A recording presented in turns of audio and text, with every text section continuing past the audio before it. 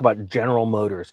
The stock is soaring right now because of an announcement they just made. And you may be thinking, what does this have to do with real estate? It actually has everything to do with real estate. And I'm going to show you why in a second, because I found a story that completely explains it so well, because so few people understand what's happening with the stock market as it's rising and some of these tricks that CEOs and C-suite execs pull right before a crash. They know Warren Buffett's pulling out. They know Jeff Bezos is pulling out. They get it. Well, here's the problem. They're pulling out as well, and you need to realize how they pull these little tricks. Quick headline to read out of Zero Hedge: GM shares surged over 10% after announcing $10 billion buyback, raising dividends by 33%, and updating 2023 guidance. There is a lot of wordsmithing that is going on right now. People need to understand, and they are not selling the vehicles. Trust me, I know. I've been on these dealerships. I've talked to people. They have one salesman where they used to have 10. They don't have the buyers for these vehicles. You are now not seeing any vehicles out there over MSRP. And if they do say, oh, we're asking for a premium $5,000, $10,000 over, say, I'm not going to pay it. And they go, okay, we'll sell it to you. They sell it like that. Trust me, I know this from experience. Now,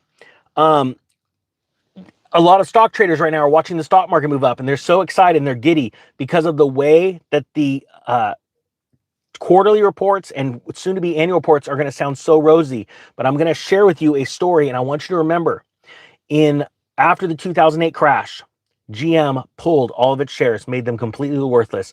Everyone that held common shares of General Motors were bag holders. A friend of mine lost $50,000 in that. Then they took emergency loans from the government, a bailout, only to later on reprint new shares, never hand any of those out to prior shareholders, and pay back those government loans. All right? So you're going to see with this story, excuse me, and it's going to explain my thoughts perfectly. It's more of a rant, but it has some great data. This is out of the autopn.com. GM is back on its bull blank. It says there's no more flummoxing company than General Motors. On most days, I'm pretty sure there is no better collection of engineers anywhere in the world than at GM. And yet GM is not the most successful car company in the world. What's going on here? It says, here's a fun game. Name the companies that were first to market with a daily drivable-ish production electric car, a production turbocharged car, a touchscreen dash in a production car, and airbags. It's a trick question because the answer is GM.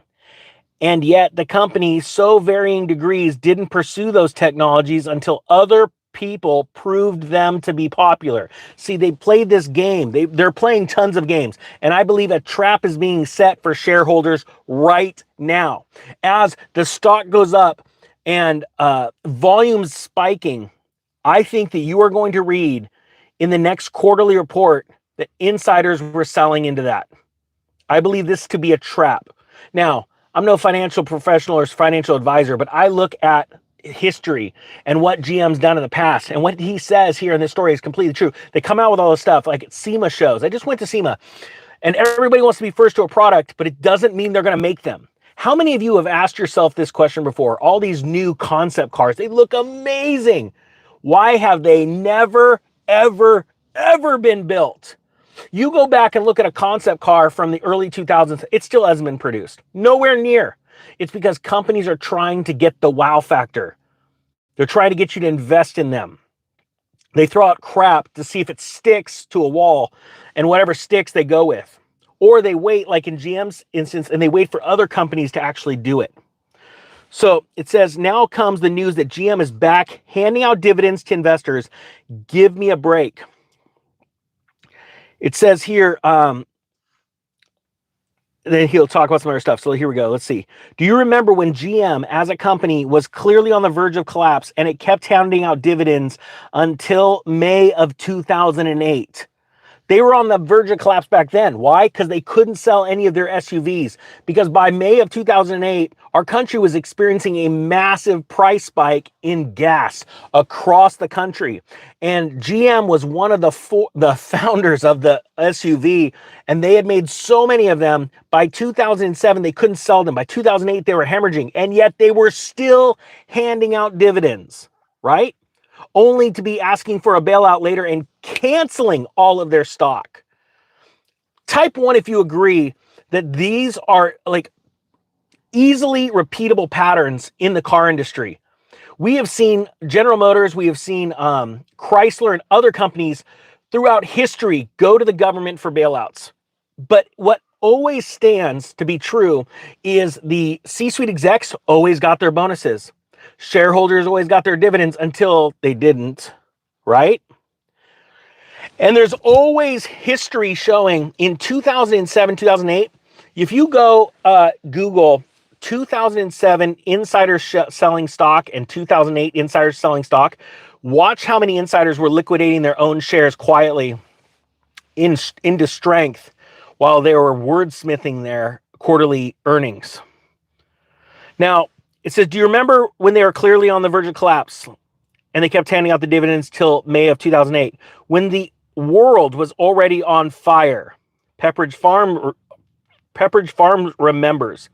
For those of you who don't follow the stock market, a dividend is basically when a company hands out a portion of its profits to shareholders. This often happens on a quarterly basis, and it's not intrinsically a good or bad thing. Some companies are in a stable position and aren't in a situation where large investments will necessarily yield more value, and therefore they pass the money back to investors. Many companies don't hand out dividends because those companies see a need for the investment. Tesla is one of those companies. Tesla doesn't pay dividends. And then there's companies that fall into the trap of doing share buybacks and handing out dividends to constantly boost their share prices when they should really be trying to improve their companies. Type 2 if you think GM falls into this set of category. Pre-bankruptcy, GM was famously one of these companies. Though it's not the only example, there's also been Washington Mutual, Barnes & Noble, and Kodak. There's also many others.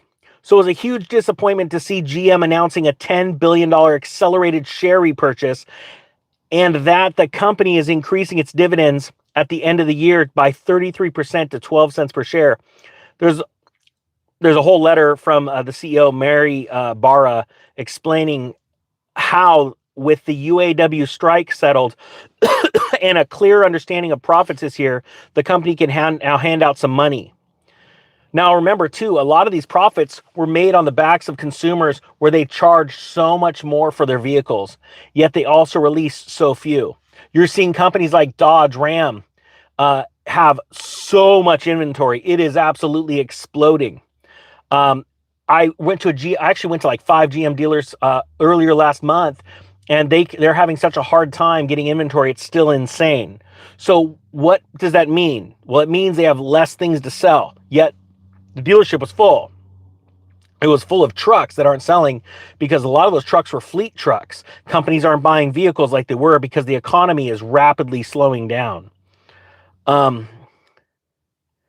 It blows me away that you can see this, and you can actually go and Google GM dividend 2008 and go read stories about it. You could read about all of the times leading up to 2008 that they did share buybacks, and it boosted those prices. Remember, you're dealing with a company that is so dirty. I believe they're dirty in the fact that they canceled their stock. They didn't give a crap. Like, asked for a government bailout. Nobody went to jail for that. There was nobody was made right. My friend lost $50,000 on that. Now I look back on those things and I go, these are things you need to warn people about. It's not saying that you should buy or shouldn't buy this stock or any other stock. You need to understand that this stuff can be gone like that. Just like when Enron, the world's largest company, just boop, it was gone. And along with that, everyone's pensions were gone. Remember how quick this can turn. And I think it's a big deal. Now, why does it have to do with real estate? Well, see, as these companies blow up and then they go to nothing, they vaporize. Layoffs are huge. Remember, GM just announced a big deal with UAW. Well, that cost them a lot of money. And you got to start scratching your head going, wait, where's all this money coming from? It doesn't make sense. You're selling less cars today than you were a year ago.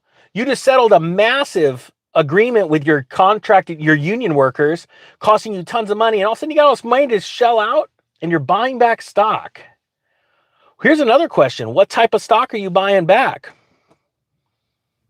Who's going to get that liquidity? You got to ask yourself that kind of question.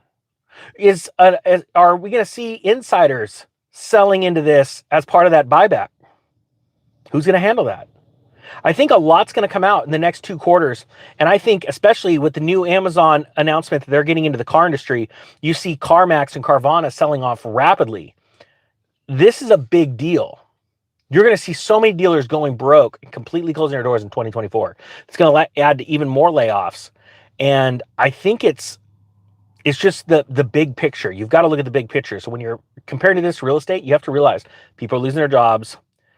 People are irrational in their thinkings. Of investors have become irrational.